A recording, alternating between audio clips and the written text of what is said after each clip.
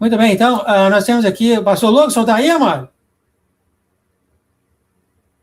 Cadê o pastor Lucas? Pastor Lucas, apareceu. A paz, tudo bom? Aí, ô, pastor Lucas. A internet está boa aí? Deixa eu ver aqui. Está tranquilo aqui, né? A internet, ela é não é por cabo, né? Ela é pelo ar. Quando começa a tempestade, falha. E aí já deu uma falhadinha aqui, mas está boa. A velocidade é boa, tudo bem. Melhor que a outra. Estou bem, graças a Deus. E esse negócio aqui que está crescendo aqui do lado da sua boca, é o que é isso aí? Aqui é desleixo. Não é bigode, é desleixo. Amém, mano. Amém. Tá quente aí onde o senhor está? Tá tranquilo? Tá tranquilo. É que eu tô de férias, aí tem algumas coisas que eu tenho que acertar. Aí eu passo também muito tempo orando também, porque tem muita coisa também que é para resolver. Amém. Então, às vezes é isso. Amém. Eu não sei se o pastor Jones vai estar aqui, ou o pastor Nilson, senão o senhor vai ter mais tempo, mas caso contrário vai ser 20, 25 minutos. Mas se ele não aparecer, eu vou ficar quieto, vou deixar você falando. Meu Deus, não tem tanto não, só se o Senhor estiver derramando. Eu não falo de mim mesmo, eu falo pelo que o Senhor me concede no coração. Então, eu vou na medida que Deus dá. Não tenho ligação preparada. Amém. Pedir uma oração para o Senhor, mano. Amém. Muito obrigado, Pai, o Senhor trazer aqui para nós o pastor Lucas. Muito obrigado. Pedimos agora, Pai, em nome da igreja, que o Senhor, em nome de Jesus, que o Senhor abençoasse ele, guiasse ele, que as suas palavras fossem do teu coração e as suas emoções, os seus sentimentos saiam agora da boca do pastor Lucas pelo teu Espírito, carrega viva a todos aqueles que vão ouvir ao redor do mundo e aqui, Pai. Agradecemos o Senhor trazer aqui para nós hoje o pastor Lucas. Muito obrigado, Pai, muito obrigado pela tua presença, Senhor. Em nome de Jesus, obrigado, Pai. Abençoa ele, abençoa a casa dele, abençoa a vez. Em nome de Jesus, Pai. Amém, amém, amém. Amém. Na paz do Senhor Jesus, irmãos, amém. Vamos ler aqui o Salmo 101, né, e meditar em alguns pontos, né, porque o Salmo 101 tem muita coisa, e às vezes a gente não consegue abarcar tudo, né, então eu vou ler e depois nós vamos comentar alguma coisa, tá bom? Conforme a direção do Espírito Santo de Deus. Então, peço que o teu Espírito Santo esteja agora comigo, Senhor, conosco, que o teu sangue nos cubra cada área da nossa vida, sentimentos e pensamentos, e que também pecados ocultos e coisas ainda não resolvidas possam ser resolvidos diante da tua face antes que venha o teu grande dia. Sejamos apresentados limpos e purificados, não por nossa justiça, porque não há nada em nós e nem na nossa carne que possamos apresentar como justiça, mas somente pela fé, que é um dom gratuito que o Senhor nos deu. E é por isso que podemos chegar a ti, não por nossas obras, mas por confiando no teu amor. E é isso que nos cativa e nos conduz. Em nome de Jesus, amém. Então vamos lá. Cantarei a misericórdia e o juízo a ti, Senhor, cantarei. Portar-me-ei com inteligência no caminho reto. Quando virás a mim, andarei em minha casa com coração sincero. Não porei coisa má diante dos meus olhos. Odeio a obra daqueles que se desviam. Não se me pegará a mim. Aí agora vem Deus falando, né? Isso é o salmista, agora Deus falando, né? Um coração perverso se apartará de mim, não conhecerei o homem mau. Isso aqui tanto Davi falando, que ele não vai ter contato com pessoas más, como também Deus falando, né? Aquele que murmura ao seu próximo às escondidas e o destruirei. Que Davi, né? Ele não ia sair destruindo as pessoas. Então aqui está falando de Deus. Aquele que tem olhar altivo e coração soberbo não suportarei. Os meus olhos estarão sobre os fiéis da terra, para que se assentem comigo e que andam num caminho reto, esse me servirá. O que usa de engano não ficará dentro da minha casa. O que fala mentiras não estará firme perante os meus olhos. Pela manhã destruirei todos os ímpios da terra, para desarraigar da cidade do Senhor todos os que praticam iniquidade. Amém? Então, irmãos, dá para ver aqui claramente que a base desse salmo é a sinceridade. Por quê? Porque a partir da sinceridade, que você conhecendo você, ou confessando como você é para si mesmo e para Deus, você vai buscar misericórdia. Porque uma pessoa que se reconhece num estado deplorável, ela procura ajuda. Se você tem uma enfermidade, você vai no médico, né? Se você tem uma dor no braço, uma dor de cabeça, um câncer, qualquer coisa. Então, a enfermidade espiritual, ela se manifesta através dos nossos pecados. Então, nós temos o dever de reconhecer que somos doentes, ou que somos necessitados de um Salvador. Então, como que Deus vai nos tratar? À medida que nós buscamos e confessamos os nossos pecados.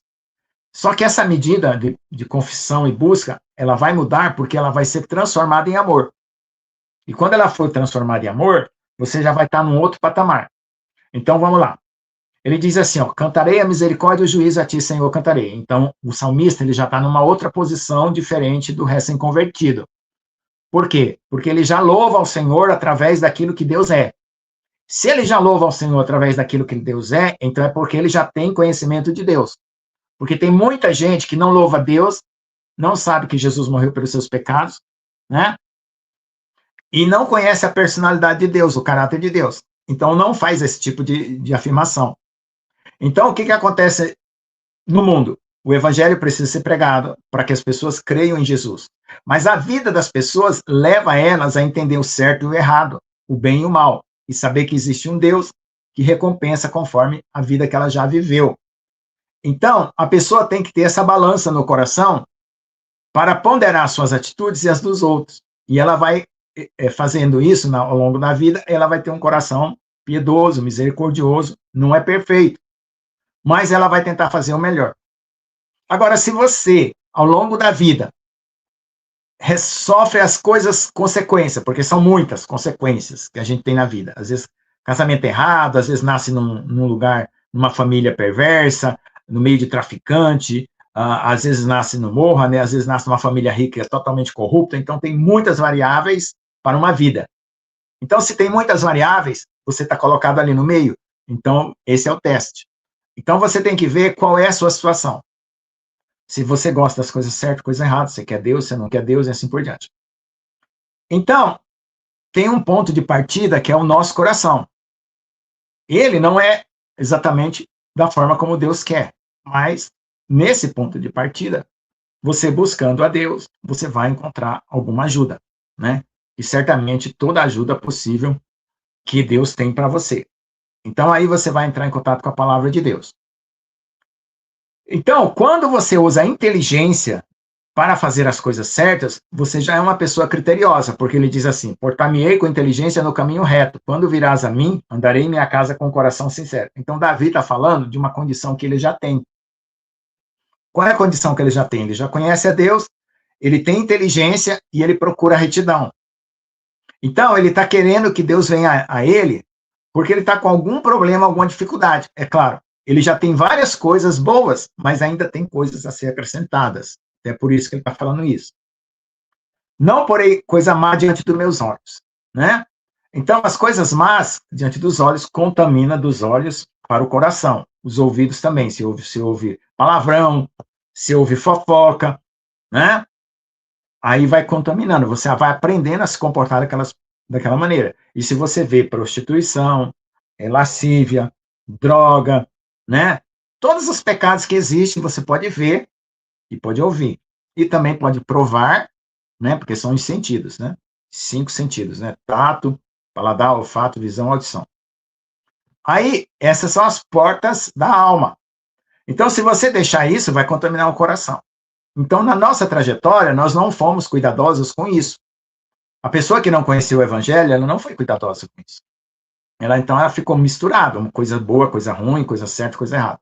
Mas aí, se você tem um coração criterioso, você vai se separando. Por quê? Porque você já tem uma intuição do que é certo e o que é errado. Aí você vai separando. Até o dia que você encontra o evangelho, que é o Senhor que vai te salvar, ou seja, vai te livrar do peso do pecado e da culpa. Por quê? Porque você pode estar vivendo uma vida que não sabe para onde vai depois que morre. Então você não conhece a salvação. Ou você está vivendo uma vida de religião. O que é uma vida de religião? Você está tentando acertar para ganhar um prêmio. Então você está fazendo um comércio com Deus. Olha, se eu faço certo, eu quero que Deus me dê o céu. Então, só que o céu, tudo que você faz de certo na sua vida serve para você nessa vida. Tudo que você fizer de certo serve para você nessa vida, mas não te dá o direito do céu.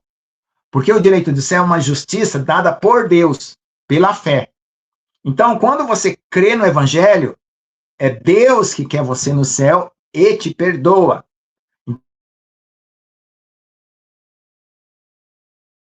É Deus que delibera lá no céu. Não tem como. Agora, o que acontece na terra? Os santos de Deus que já creram, ou a geração dos que creram, oram para que mais e mais almas se convertam. Então, Deus vai ter misericórdia pelas orações que os santos têm em favor das almas perdidas. Por quê? Porque tem alma perdida que ela quer Deus, mas ela não consegue encontrar, porque ela ama Deus, ela quer uma coisa certa, uma coisa justa, pura, mas ela não consegue encontrar. E tem aqueles que estão na igreja se vestindo de bom e de certo, mas não é, o coração dele não está purificado. E ele acha que vai passar no teste. Esse é o maior problema de todos. É aquele que não colocou o seu coração na presença de Deus por completo. Então, se você guarda uma parte do seu coração escondida, você é um hipócrita. Hipo quer dizer pouco. Hipócrita, pouca fé. Você tem pouca fé, você não tem toda a fé. Você tem que colocar todo o coração para Deus, todas as suas porcarias, tudo, não pode esconder nada. E depois pedir misericórdia para que você que se quebrante, chore, lamente os seus pecados, como está escrito na carta de Tiago. Né? Na carta de Tiago fala exatamente isso, que o homem, né, lamente todos os seus pecados, porque a riqueza não vai salvá-lo.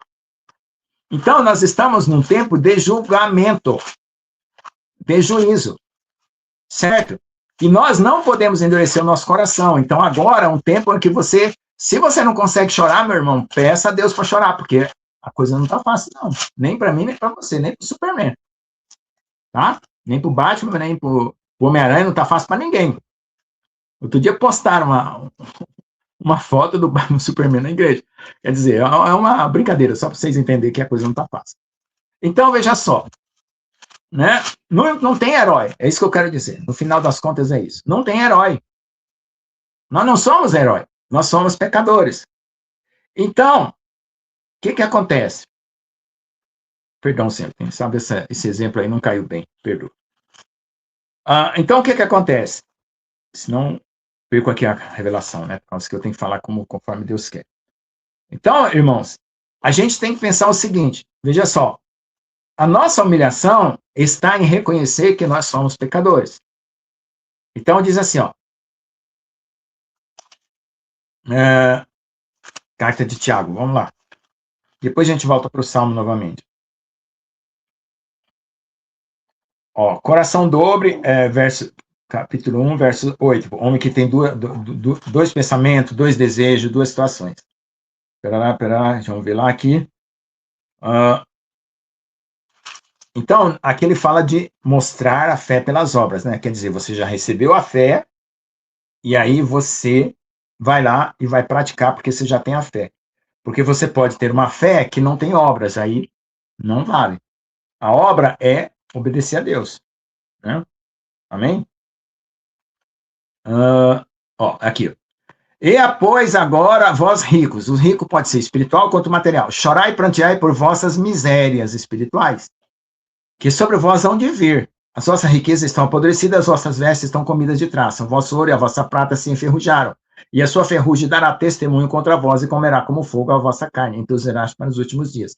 Eis que o jornal dos trabalhadores que ceifaram as vossas terras e que por vós foi diminuído, clama e os clamores dos ceifeiros entraram nos ouvidos do Senhor dos Exércitos. Então está falando aqui dos ricos que não foram misericordiosos, bondosos, receberam riquezas e exploraram o trabalho das pessoas.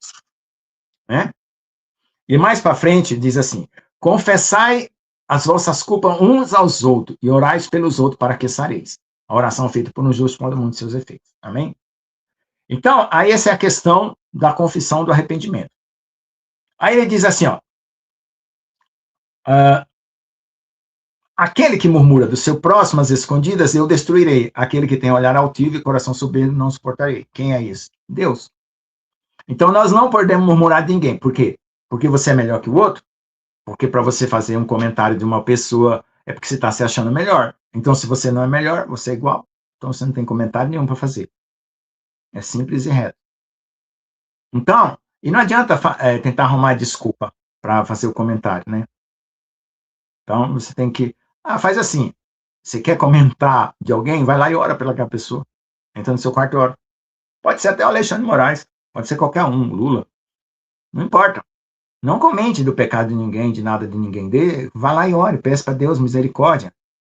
Né? Para Deus guardar os seus corações, sua mente e seus pensamentos. Porque é disso que a gente tem que fazer. Porque quem vai decidir a salvação é Deus. Sobre aquela pessoa, você só tem o dever de orar. Você tem o dever de orar qualquer pessoa, até pelo mais miserável, até pelo Maduro que foi preso. É dever nosso orar. Mas ele é um ditador, matou muita gente, e daí? Deus quer que você exerça a misericórdia. Agora, o que ele vai fazer com a sua oração é problema de Deus. Você tem que fazer a sua parte. Se alguém, por exemplo, se o anticristo vier e nos perseguir e nos matar, você vai odiar o anticristo? Não pode odiar. O ódio fica só para o inimigo, porque se você odiar, você está imitando ele, porque ele odeia você. Então você não está sendo melhor que ele. Então você não pode odiar nem o diabo. Não pode odiar ninguém. Porque se você fizer assim, você vai receber amor para amar e perdoar todos, qualquer pessoa. Então você não vai se sentir o justo. Você vai ser justificado pela fé. Então vamos lá. Os meus olhos estarão sobre os fiéis da terra. Quem é uma pessoa fiel? Fiel é aquele que mantém a sua palavra. E quem mantém a sua palavra tem fé. E como é que a gente mantém a palavra? Obedecendo a Deus. Porque a nossa palavra não vale nada. Mas a palavra de Deus, sim. Então você tem que amar a palavra de Deus para obedecer. E é isso que faz toda a diferença. Porque, irmãos, a minha carne, a sua carne, a carne do pastor João, a carne do pastor João e pastor Nilson não é boazinha, não. Tem nenhuma carne boazinha assim que dá certo. Tem uma carne aqui que é melhor. Nossa, encontrar uma carne boa, que ela obedece. Não, irmão, carne é cruz e morte. Arrependimento é morrer. Morrer para o passado. A palavra arrependimento é parar e voltar, arrepender. Então, não tem para onde. A não ser que você não queira ser salvo. Aí você quer. Aí já não vou falar mais nada, né? Então, se você sente o peso das suas culpas, dos seus pecados, de tudo, você tem toda essa receita que está sendo dada aqui agora. Depois que você for perdoado, e você for uma pessoa que é realmente criteriosa, você vai perceber que Deus é amoroso, que Deus é justo, que ele podia te condenar e não condenou, então ele é amoroso, bondoso, certo? E ainda vai te ajudar em todas as suas fraquezas. Porque não vai adiantar você mexer lá no seu coração, porque eu já tentei entrar dentro do meu coração lá dentro para mexer e mudar, não dá. Não dá, eu não consigo mudar nada. Então, se eu não consigo mudar uma coisa, é que nem um computador. Você não sabe mexer no computador, tem que chamar um técnico, né? Porque se for mexer, piora. Então, chama Jesus. E ele cuida do seu coração. Amém? Quando você fizer isso, ele vai conhecer você, porque ele vai ver você todo sujo, todo imundo, todo cheio de pecado, e vai ter misericórdia, porque ele é amor, ele é misericórdia. Aí ele vai tratar de você. Aí ele vai fazer os processos na sua vida. Até você chegar à perfeição. O que é a perfeição? Amar incondicionalmente. O que é ser perfeito? Você pode ser um vasinho desse tamanho, um vaso desse tamanho, um vaso do tamanho de uma montanha. O importante é ser cheio de Jesus. Se o seu vasinho for pequeno, não deixa ficar vazio. Enche de Jesus. Se o seu vaso é maior, enche de Jesus. Se os vasos do tamanho de uma montanha, enche de Jesus. Então, quem é do tamanho de uma montanha vai levar mais tempo para encher. Então, corra atrás. Você é um vasinho pequeno, mais fácil de encher mais rápido. Amém? Então é isso, irmãos. É só isso. E Deus é que dispensa a misericórdia. Né? E como é que ele dispensa a misericórdia? Como é que eu sei que Deus está tendo misericórdia? Quando ele manda a palavra aqui, na praça, um pregador, numa situação, qualquer coisa que está acontecendo no mundo, Deus está mandando a misericórdia. É quem percebe nos acontecimentos, nas palavras faladas, às vezes assistindo um filme, às vezes ouvindo uma mensagem, às vezes qualquer coisa Deus está falando, até na natureza. Aí a pessoa cai em si e pede perdão e se arrepende. Então, essa situação a gente precisa ter, irmãos. Porque a carne e o pecado não vai querer se arrepender. A carne e o pecado não vai querer dar a você a chance de você se arrepender, irmão. Isso é sério, por quê? Porque todos nós estamos sujeitos a isso. Não é porque eu sou pastor. Pastor porque eu recebi uma unção. Mas eu tenho o mesmo problema. A minha carne não é boazinha. Entendeu? Agora, como é que eu venço a minha carne? Me entregando a Deus, e Deus dá o Espírito para vencer a carne. Então, eu tenho que fazer esse levantamento na minha vida para poder verificar o que estou precisando. Eu não consigo fazer levantamento nenhum, eu não consigo entender a palavra desse pastor, não consegui nem acompanhar o que ele está falando. Cai de joelho, irmão. Não consigo orar. Fica quietinho ali, ó, de joelho. O silêncio, Deus vai entender. O importante é você ter essa atração por Deus. Porque essa atração por Deus vai ser levada ao nível do amor. E quando você chegar no nível do amor, você já vai estar andando com Deus. Aí pronto. Aí todos os desafios, Deus vai te ajudar a vencer. Por quê? Porque, irmão, enquanto tiver um filezinho de carne, um pedacinho de costela, um pedacinho de pele carnal, vai ter luta. Quando o corpo for transformado e for todo o corpo glorificado, aí pronto, acabou a luta. Então, não se iluda. Eu quero ter paz. Você vai ter paz no interior, no coração, porque Jesus está com você. Mas a luta vai continuar. E se você não resolver um problema, aquele problema volta. Se você não confessou um pecado, aquele pecado volta. Se você foi hipócrita em algum sentido, você fingiu que você é justo, aquela coisa vai voltar para você. Aí fica repetindo. Quantas vezes você já passou pelo mesmo pecado? Quantas vezes você já passou pela mesma tentação? Quantas vezes você já passou pelo mesmo problema? E você está só tampando. Você não está resolvendo, você não está encarando. Senhor, eu estou com esse problema, essa situação já se repetiu pela milionésima vez e eu quero resolver. Me ajuda. Me dê o quebrantamento, me faça chorar, Jesus. De arrependimento, por favor, tire essa dureza do meu coração. Trabalhe em mim, por favor, me ajude. E suplique o quanto for necessário. Por quê? Porque agora, meu irmão, é o fechamento do funil. Não adianta ficar falando aqui, vai ser maravilhoso. Vai lá, irmão, compra uma fazenda. Vai lá orar para você ter um carro novo. Vai lá orar para você fazer uma coisa maravilhosa na terra. Comprar, sei lá, montar uma empresa. Não. Depois que você passar por tudo isso, for salvo, no milênio, Deus te dá o que você vai. Que Deus vai premiar você conforme o desejo do seu coração. Mas agora parou, irmão. Aí tem gente ainda fazendo um monte de plano aí nas igrejas, pregando prosperidade. Deus vai te dar carro esse ano, 2026, Deus vai te dar casa. Irmão, para. Você já tem casa, já tem carro suficiente. Se a gente vai acabar correndo com uma mochila nas costas quando vier a perseguição. Eu nem sabe nem se vai conseguir carregar essa mochila. Por quê? Porque é final de jogo, meu irmão. 45 do segundo tempo. E nós temos que ir para onde? Para a salvação eterna. Passar para o milênio. Vai ter milênio, você vai morar 1000 anos na Terra. Maravilhoso. 1000 anos de paz. Quem que não quer? Eu tenho 62 anos. Eu teve quantos anos de paz? Será que eu tive metade da minha vida de paz? 30 anos? 1000 anos de paz, irmão. E você está querendo trocar por qualquer bobeira aí no meio do caminho? Então, fica atento. A carne quer essas bobeiras todas. Isso a minha, a sua, do pastor João, do pastor João, do pastor João, toda a carne quer. Então, não se preocupe que carne, nós somos tudo igualzinho. Carne é carne. Agora, o que você tem que fazer é reagir com a fé, com a consciência, para poder você sair desse buraco. Amém? Amém, amado? Minha carne pede coxinha. Coxinha também. E outras coisas mais.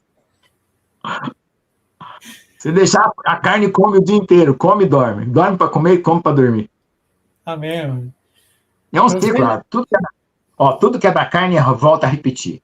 É vaidade da vaidade, diz o pregador. Tudo que é da carne. Quando você vê que uma coisa você vai de uma coisa, come para dormir, dorme para comer, é porque você está na roda. É que você está na roda. Você sabe qual é a definição de infelicidade? É quando você tem um único prazer. Porque a felicidade você tem vários prazeres, com a família, né? Com os filhos, com a igreja, com o trabalho, com escrevendo as coisas para Deus, né? E são várias felicidades, né? Você só tem uma, você é infeliz. Por quê? Porque se você não tiver nenhuma, você está morto. Acabou. E essa é a definição de infelicidade. O cara, por exemplo, o cara só pensa em droga, é infeliz. O cara só pensa em fumar, é infeliz. O cara só pensa em beber, é infeliz. Por aí você tira. O cara só pensa em sexo, é infeliz. Só tem um prazer na vida. Porque se ele tirar aquele, morreu. Então é isso. As igrejas aí no Brasil, o senhor mencionou as igrejas do Brasil que eles estão pregando prosperidade. Eles falam, estão pregando o fim do mundo? Ou Todo não? ano, uma coisa, todo ano, aquelas campanhas de anota seus pedidos para esse ano agora, para Deus vai cumprir, aquela conversa toda. É para não perder membro, né?